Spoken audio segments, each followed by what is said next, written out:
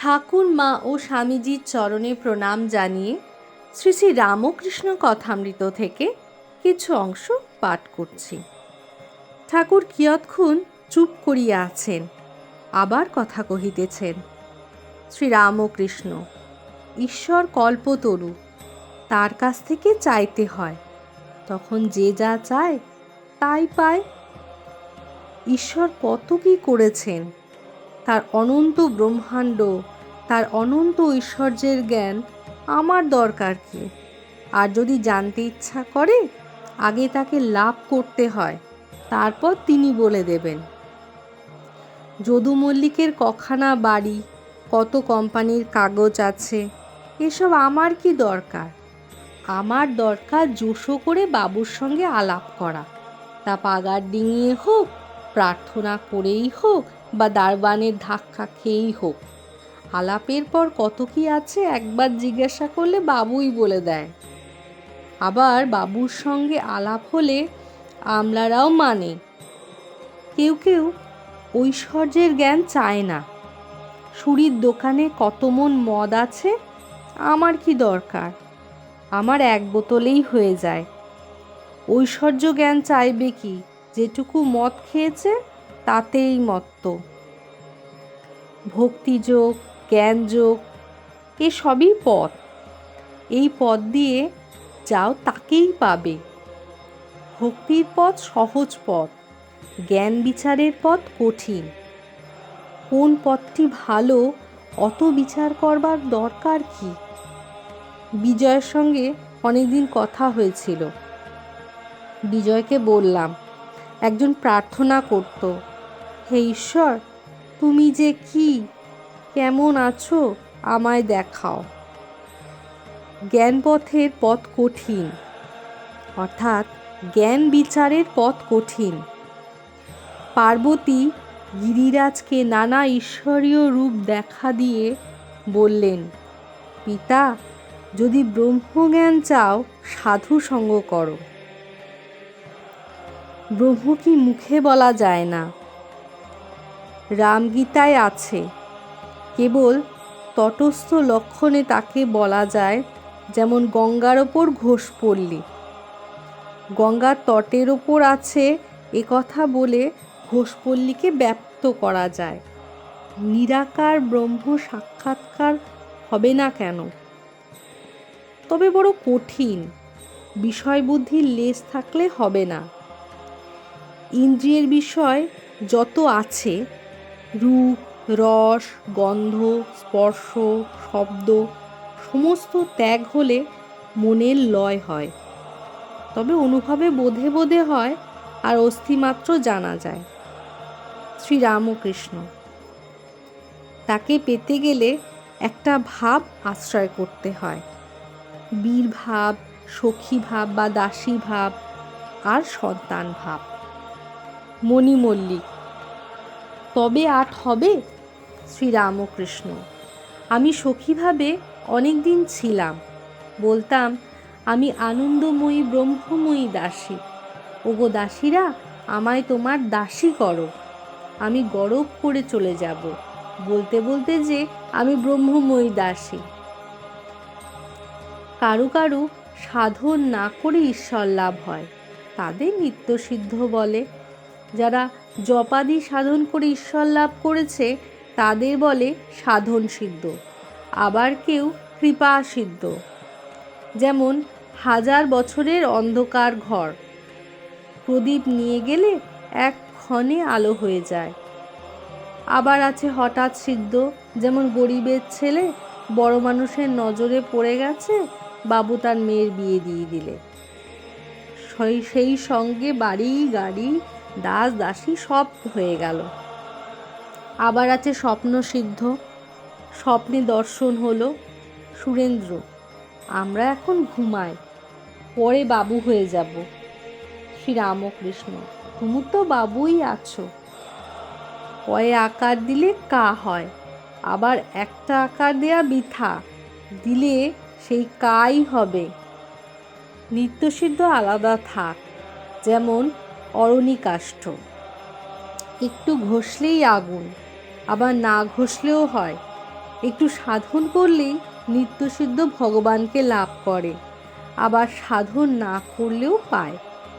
তবে নিত্যসিদ্ধ ভগবান লাভ করবার পর সাধন করে।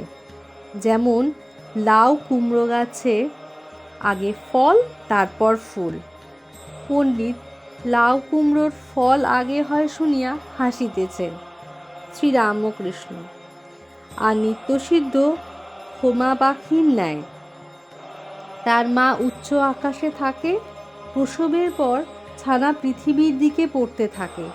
পড়তে পড়তে ডানা ওঠে ও চোখ ফোটে, কিন্তু মাটির গায়ে আঘাত না লাগতে লাগতে মার দিকে চোঁচা দৌড় দেয়, কোথায় মা, কোথায় মা। দেখো না, প্রহ্লাদের কলিকতে চক্ষে ধারা।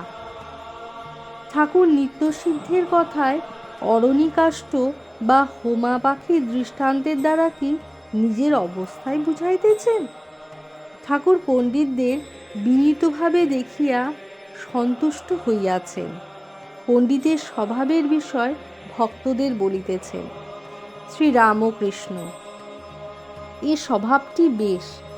মাটির দেওয়ালে পেরেক পুঁতলে অনেক কষ্ট হয় না। পাথরে পেরেকের গোড়া ভেঙে যায়, তবু পাথরে কিছুই হয় না। যেমন এমন সব লোক আছে, হাজার ঈশ্বর কথা শুনুক, কোনো মতে চৈতন্য হয় না। যেমন কুমির, গায়ে তরবারির চপে লাগে না। পণ্ডিত: কুমিরের পেটে বর্ষা মারলে হয়। শ্রীরামকৃষ্ণ: বুঝছি, শাস্ত্র পড়লে কি হবে?